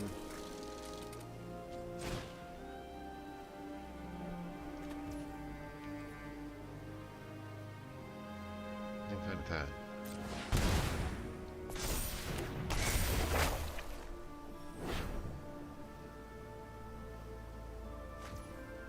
Let's go.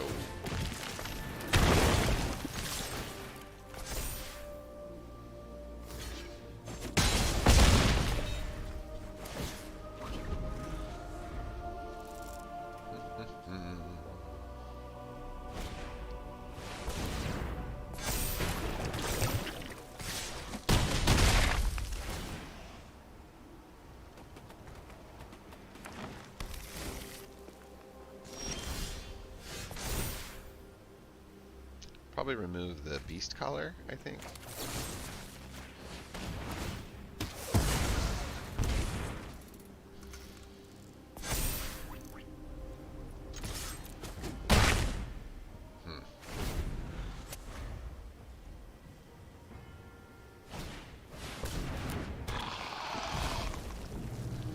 I don't see much answer here.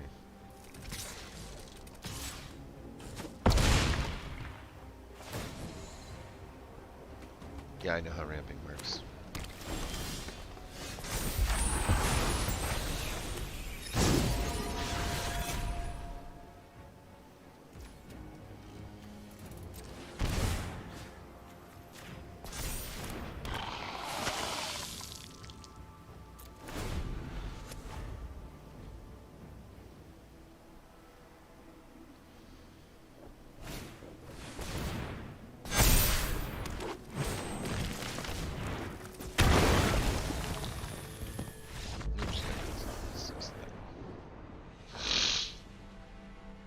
Not cool. We didn't get what we were looking for out of those cards. Boy, did we face some tough stuff there. Okay, if we're going to face these kinds of creatures and not get anything done, let's do that in ranked. And I do think that Fran's Braids is just, boy, it's attracting some pretty tough stuff. Equip for the Win is an opportunity for us to do some pretty cool stuff, but we're going to go for a ranked grind. And when you go for a ranked grind, you go for speed. Like, I'm just trying to get the wins as fast as I can, with the hopes that we can pick up I don't know, maybe 3 or 4 wins in a row. 5 wins in a row is probably enough to get us out of gold. I think we're near the top of gold 2. Walking into this, I might have played a couple of games yesterday while I was on the toilet. I might have messed that up. I wasn't on the right account, and I was just in there just doing my grind going, oh wow, this is super fun, and then recognizing that, oh wow, this is not the right one. He's got a white face on, so we might be playing some version of white, which usually has removal spells later in the game, right? So putting out our Swift Spear right now and getting our first attack in there sounds like the right answer to me. We'll see what our next creature is that hits the deck. Nothing hits the deck. Harry's Flame hits creatures or planeswalkers, but this goes straight to face. Bruce, go in. It's like name of the game. Get that damage in ASAP. I am so smart. SMRT. I am so smart.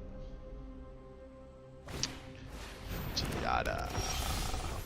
That's good because Giada dies to this. And this guy attacks into nothing.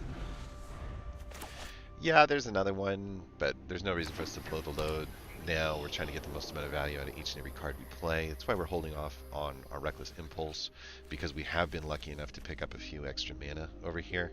Getting those extra 2 cards with, 3 extra mana on the backup is the name of the game. We should be able to cast 1 or 2 of those cards, and that might be the kill stroke. That might be kind of the way we survive. He wants that bad. I'm going to put him on there. The reason I put them on him is to create a modified creature And the reason I want a modified creature is carries flame, deals 2 additional damage as long as a modified creature is in control. So I'm not taking my Swiftspear off the deck, and if he wants to play something like a Brotherhood End or something along those lines, I want to be able to respond to it, right? So if I do this to attack him, and I'll put him on this time, on him to keep him out there, and I use that to remove that, I'll get double fireball, high amount of value out of it, and we're going to take it.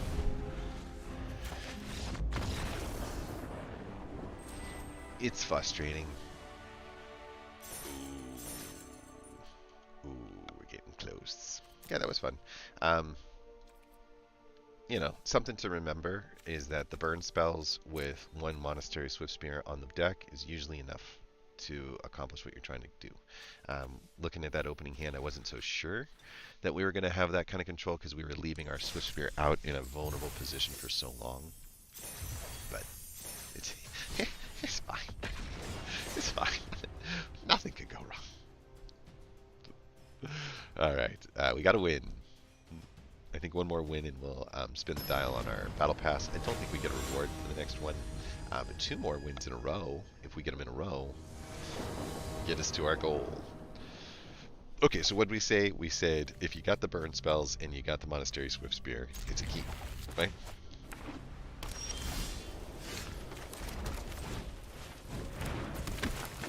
Yeah. I would definitely cast the Free from Flesh.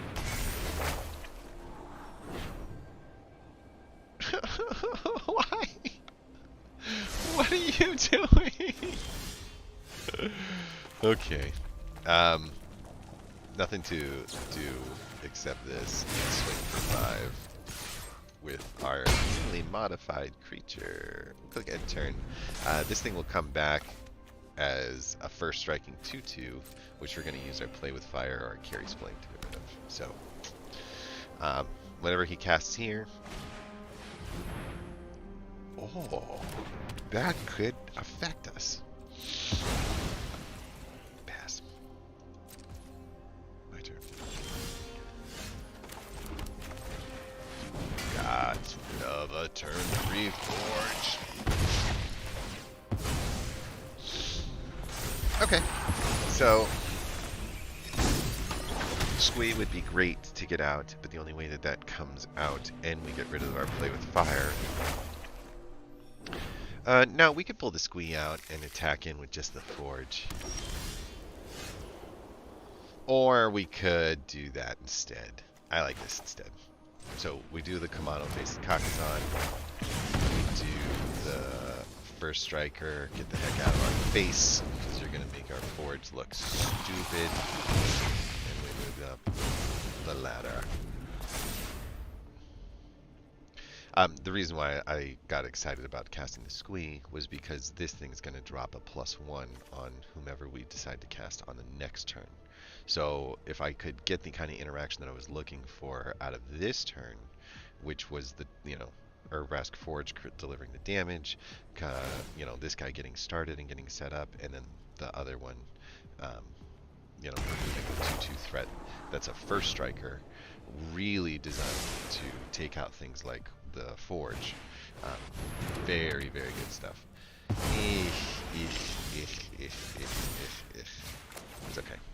We on the deck, we attacking, we're 2 threaded, we're still chipping away.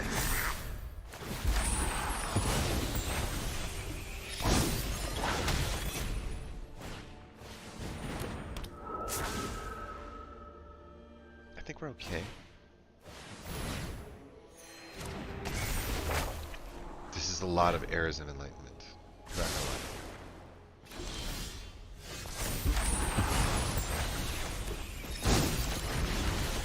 Alright, we can take a look and see what we're facing as far as the blocks are concerned.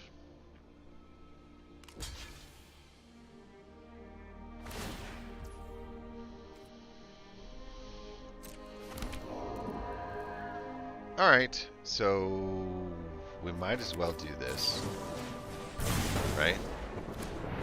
And that gets rid of that, and We have a modified creature. We're swinging for 5, 6. This would be 7, 8, 9, 10. So I think we just say next damage. We're very happy with our little 1/1 getting there, and now we're going to swing for repo next turn.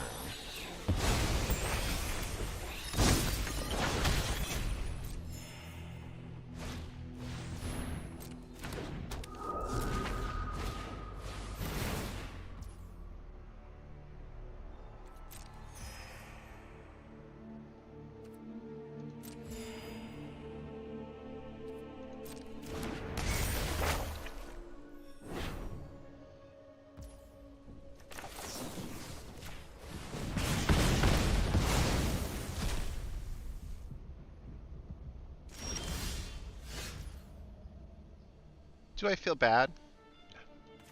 Not at all.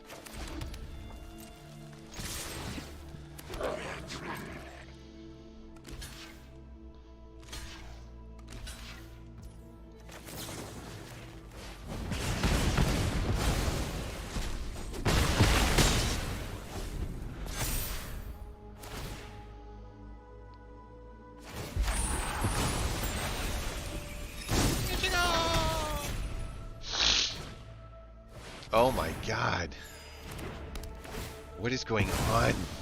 The never-ending control. Never-ending control drives me crazy. All attack. Go away. Nobody loves you. Alright.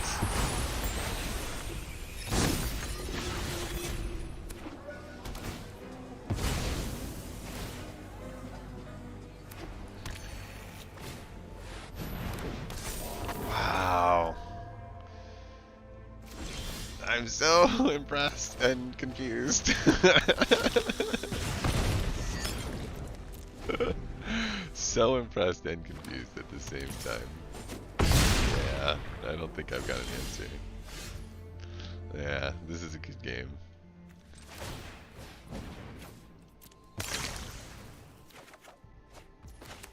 Nothing I can do. I'm just gonna concede. He's just gonna heal himself back up with Catilda. Just so much stalling, so much slowing down the process. It was pretty good. I give it to him. He controlled us just enough to keep us from being able to get those final pieces of damage across the finish line.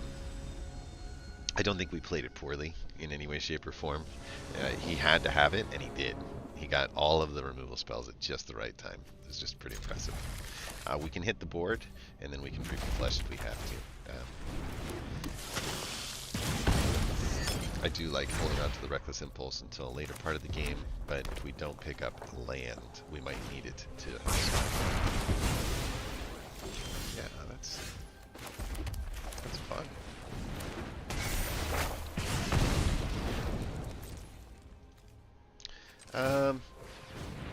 Probably don't want the Free from Flesh if we don't have a target for it, and that works as a target. So if we don't pick up the land on the next turn, yeah, it's fine.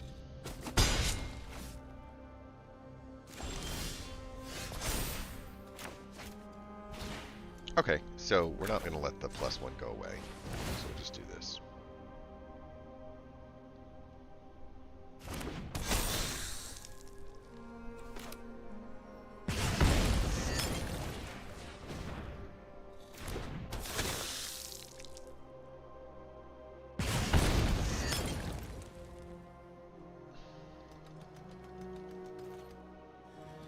Alright, so I'm expecting another one of these festivities ones. A burn spell, maybe. Kind of a weird time to use it because you lose the plus, but I mean, it's not to our face, so if we're not losing damage, we're calling that a win. This is also weird, like you used in the festivities before the Kamano versus Kakazan comes out. Now you have another kill. It just, it's not the play, right? Like most of the time the play requires you to do something different. that. And I kind of think we have to give this thing a shot, because if we don't get another land, like, we gonna be stuck for a long time. That helps though. It means that we at least get an opportunity to cast Squee on the next turn. He still has 4 cards in hand. I'm a little nervous about what's going to happen, but if we can get 2 of those cards out of his hand, I'll be a lot less nervous about casting Squee on the next turn. This is a burn spell. It would be an interesting way to handle it. I think he's got nothing but burn spells in his hands. If you ask me, I would rather attract his burn spells in. So we'll click next, and we'll go all attack. And just force the 2 extra damage against him before the burn spell hits, or he'll throw another End the Festivities out, which will be pretty good at taking out. Deals 1 damage to everything. Yeah, I could do 5 damage here, but something tells me that the smarter answer is to just take the 2 and deal it on the backtrack. Maybe swap out the Carrie's Flame for something like a Forge, if I'm like hoping for it. I would even take an extra land, to be honest. Deals 2 damage to any target and 1 damage to each non-artifact. Right? We knew that was coming. I could throw the Squee out now, but it just leaves him so susceptible for so long. I think we just pop this.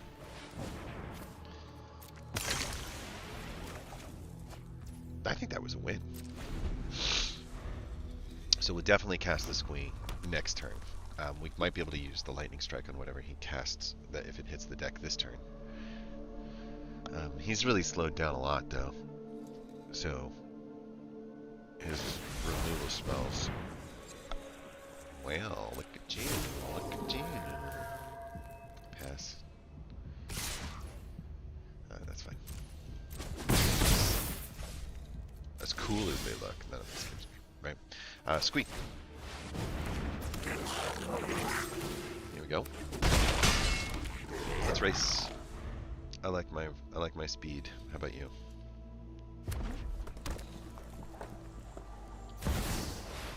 Yeah. Yeah.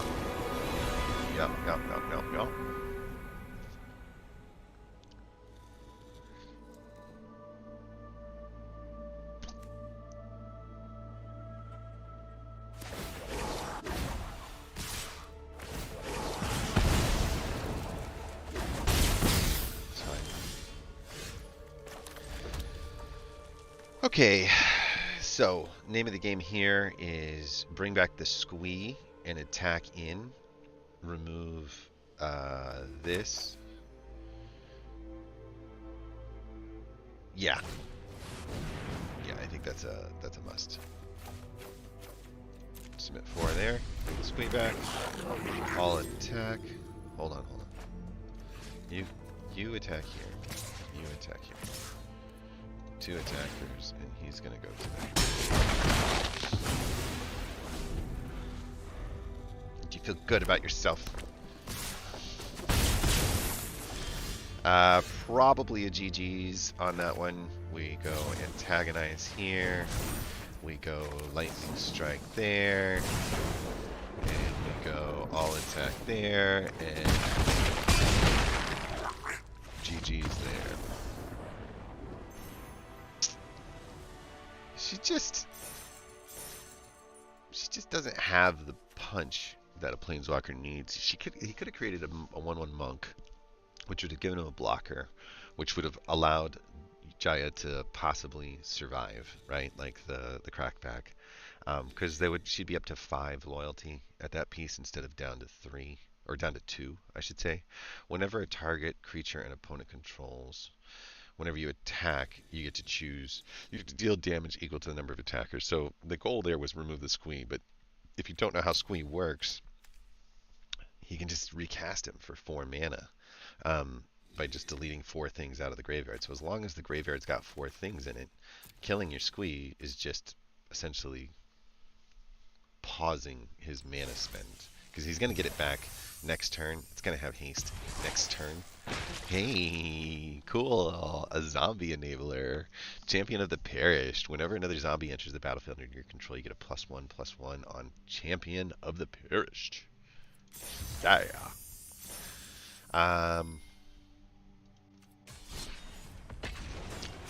We need a win. I think just one. Let's go. We get just one win. We make the line. And I'm fine with that. And we'll just end it right there. That'll be a good finish for today.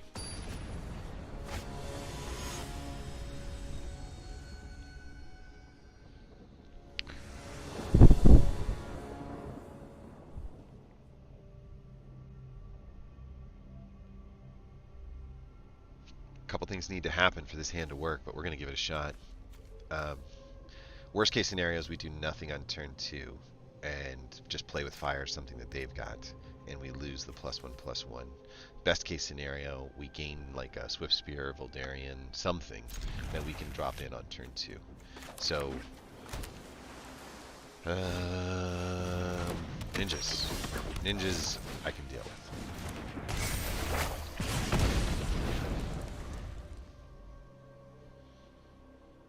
Thousand Face Shadow can get brought in for like a 2 or a 3/3, like a ninjutsu. This out, and we will see the Thousand Face Shadow again. Moon Circuit Hacker, I believe. You get to draw a card, right? You don't have to discard. So very, very useful along the way. Unfortunately, we did not pick up. We did not pick up the thing we were hoping for here. So we're just going to go for the control feature and the forge. And that means that we'll be swinging for 3 on the next turn, which is good, because right now it doesn't look like we're swinging for anything, right?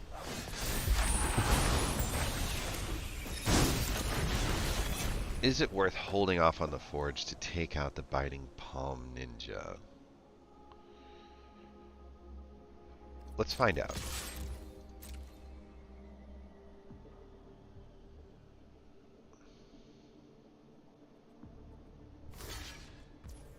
I'm going to go with yes.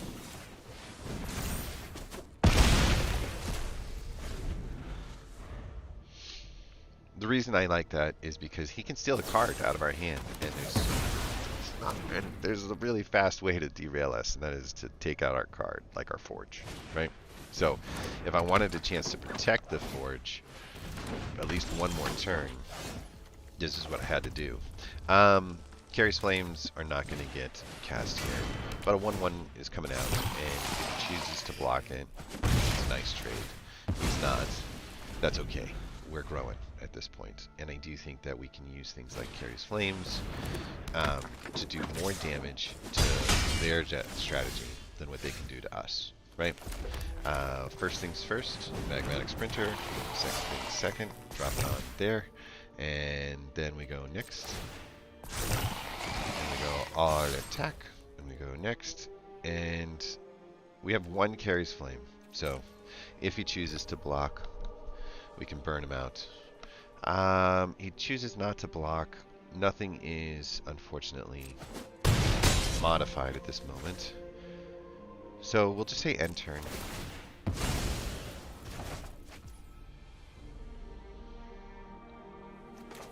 Let's just remove 1 more of these fires. They're just annoying. The reason I do that is I feel like I'm threatening lethal on the next turn anyway. Because this guy's going to go up 3 to 7. This guy's going to go up to... Yeah, I'm not exactly threatening lethal, but... Biting Palm Ninja, shoot. My man had another one. Let's see what he takes out. I'm curious. Probably take out... Yeah, that's what I would do. You knew what was in there, right?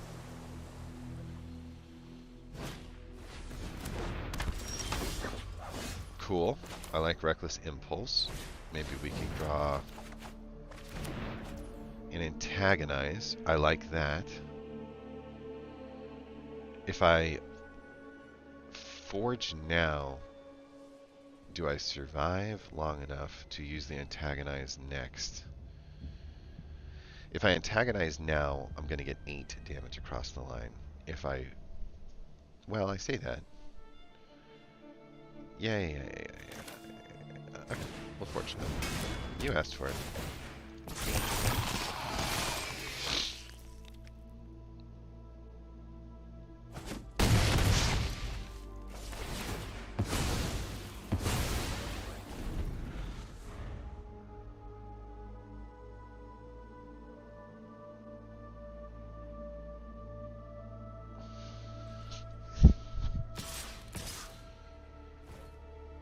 I think that's game. Because of the combination of trample that comes from these beasts that come out of the forge, and the combination of they antagonize, just getting enough to sort of deliver above and beyond whatever the block is going to be. I think that's game.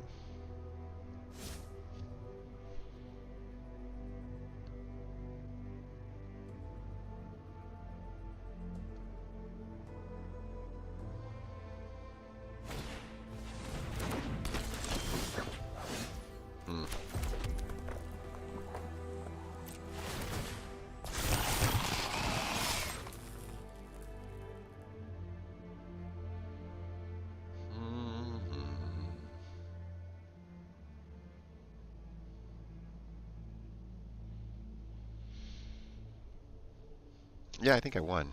I'm gonna let him set the blocks.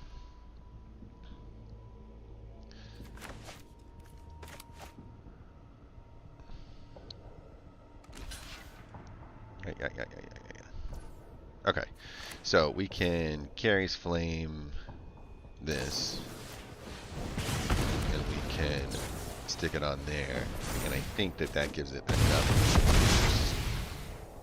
to get over the top. Right. We did it! We're platinum! And that's our goal, okay? Our goal was to take an account from 0 and methodically, using our resources, the absolute best we could, drag that account through the process of getting through the training, getting through the jump-in packs, and making the wisest decisions we could. That's going to give us the best collection, and then putting that collection to the test without blowing out all of our rare cards and our mythic card, wild cards that we get from all of those early stuff. We still have most of those resources to tap into, and we've got some pretty decent decks that we can build. Our collection has gotten very, very strong. If I just look at, what is the overall count of rares and mythics that we've got, 2, 4, 6, 8, 10, 12, 14, 15, 16, 18, 20, 22, 24, 26, 28, 30, 32, 34, 36, 38, 40, 42. 42 on this page, probably 42 on this page, probably 42 on this page. So we're at 1, 2, 3, 4, 5, 6, 7. 7 times 42 plus 1, 2, 3, 4, 5, 6, 7, 8, 9, right? Just an estimate, but I'd guess that we are at 7 times 42 plus 9 is 300 rares. That's where we're starting the game, at 300 rares. That's awesome, in my opinion. I think that collecting 300 rares in such a short period of time allows you to build quite a decent amount of you can hang. I mean, look at us. You can definitely hang with the big boys. You can definitely build a few of the themed decks out close to their meta strategy. We're going to get these 3 packs 1,000 gold in 2 card styles. And unfortunately, if we made the giant grind to here, all we would be picking up is just one more pack, right? 3 packs, 4 packs, 1,000 gold, 2 card styles, 2 card styles. So there's not really a reason to grind through. Could we get it done in 5 days? Yeah. Should we get it done in 5 days? Maybe. I'm not quite sure what our goals are going to be after this, but that's for me to worry about, not you guys. Um, so, cool. Like I said, good decks across the board and good performance on the ranked side of things. And there's nothing really left for us to do until we get some more gold and we continue to climb this mastery pass using our weekly wins in order to pick up some of these extra Phyrexian All-Be-One packs so we can flesh out our collection. Collection-wise, um, this is the Shadows over Innistrad. It says that we've got about 50% of the set, but the truth of the matter is we've got one copy of 50% of the cards. And only after you've collected all the cards will it then start to reflect things like the goal, like the 4 copies that are on there. And so we're nowhere near like having a 50% of Phyrexia All Will Be One. It should really read something more like around 15% of all of the possible cards that we can collect with all the possible amounts that we could get. So it is what it is. Day 12. Pretty proud of what we've done so far. Looking like I think this is a winner. And this account should do really, really well in ranked next time. I think that we should consider setting a soft goal for our next season to at least get to diamond in ranked. But there's a shot to get to mythic if we want to go down that way. The other thing that we might want to consider is, do we want to start farming up some gems in hopes of getting an opportunity to play some draft experiences? The way that we are going to farm gems are going to be in these events. The standard event is going to give us an opportunity for 2,500 gold to jump in and try to get to something like this win strategy. If we can get 3 wins before before we get our 3rd loss, we'll be taking our 2,500 gems and turning them into 200 gems in a pack. That's not phenomenal value on the way back, but what that will do is that will open up, if we can kind of continue to add some gems into there, that will open up these quick draft experiences. Thinking about it though, I think the quick draft experience at 5,000 gold might be the one that we really want to go after, because it seems like we're probably more likely to be able to get 450 gems back in a pack with all the 4-pack or the 3 packs worth of stuff, and every card that we see that's rare we're grabbing if we can get into there. So maybe hoarding some gold until we get to the 5,000 gold mark is the name of the game.